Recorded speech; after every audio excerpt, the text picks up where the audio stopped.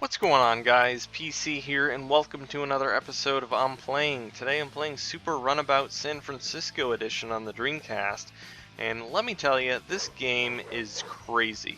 It's an open-world driving game very similar to Crazy Taxi, but I'd say you'd probably take Crazy Taxi, ramp up the craziness level to max, and you have this game. It's that crazy.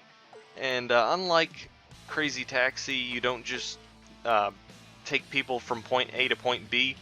There are a ton of different insane missions in this game. I think they may have just hired a 3-year-old to come up with these missions.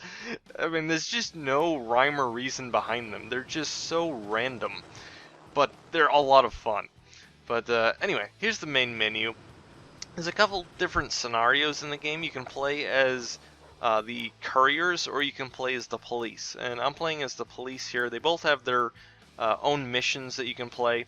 I'm playing as the police here because I want to show you one particular mission. But anyway, let's just get into this. I'll kind of explain things as I go along here. But here you can select your mission. You can also go and look at your high scores.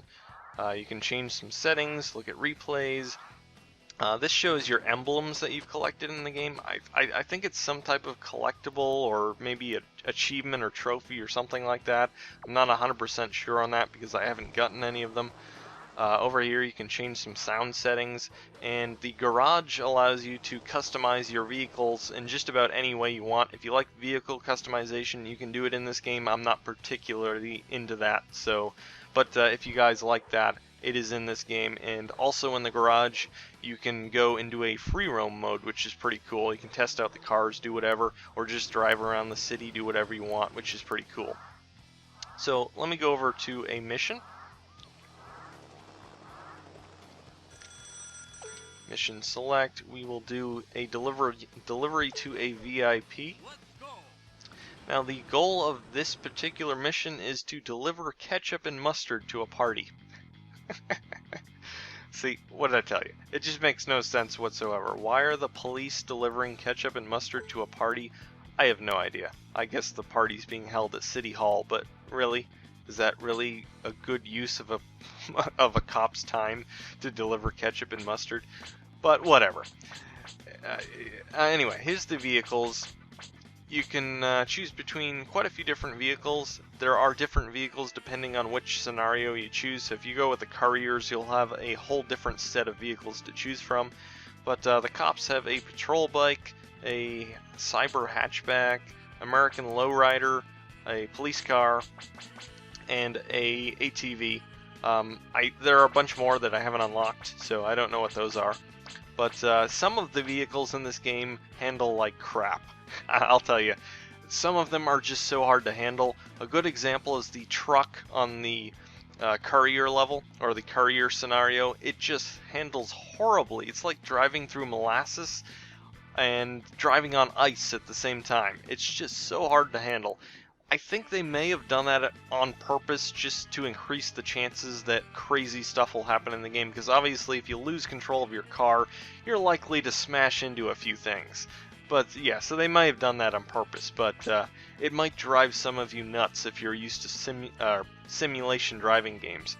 But anyway, I'm going to pick the police car because it's a little bit easier to handle than the other vehicles. I haven't tried them all. I've only tried the ATV, the police car, and the truck on the courier scenario, but the police car is the best one I've used so far. It handles pretty good, so we're going to go with that one. Okay, so as you can see in the top right corner of the screen, we have a mini-map, and it has some blinking dots on it.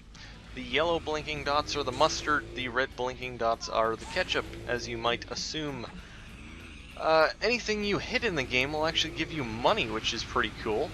So the game definitely encourages you to cause destruction, which is pretty awesome because, let's face it, that's what people normally like to do in video games. I don't really know if there's any point to the money in the game. I think it's more of a score system than anything. I don't think you can actually buy anything with the money, but it's still pretty cool to get paid to destroy things. But this mission is not what you'd expect. I mean, you'd expect, okay, I'm delivering ketchup and mustard to a party, so I'd go to the grocery store, pick up some ketchup and mustard, deliver it to the party. No, no, not in this game.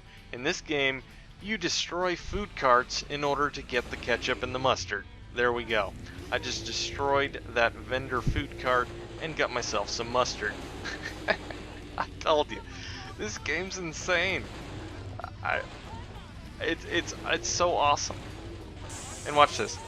I think this propane tank here, if I hit it, I believe it explodes. Let me see. Oh yeah. Did a nice backflip there. They just throw stuff like that throughout the level so you'll go flying. And the physics in this game are far from realistic. And again, I think they did that on purpose so more crazy stuff would happen. You can get some pretty insane air in this game, which is pretty cool. But yeah, if any game deserves the title of crazy, I think it would be this one, even over Crazy Taxi. It's a lot of fun, I'll tell you. I haven't even played this game for very long, but I am having so much fun playing this.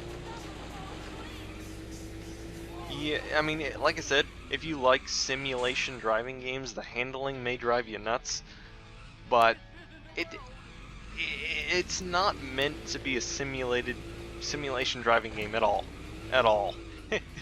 It's an arcade game, it's meant to be crazy, and it is, for sure. And there are so many different things you can do in this game.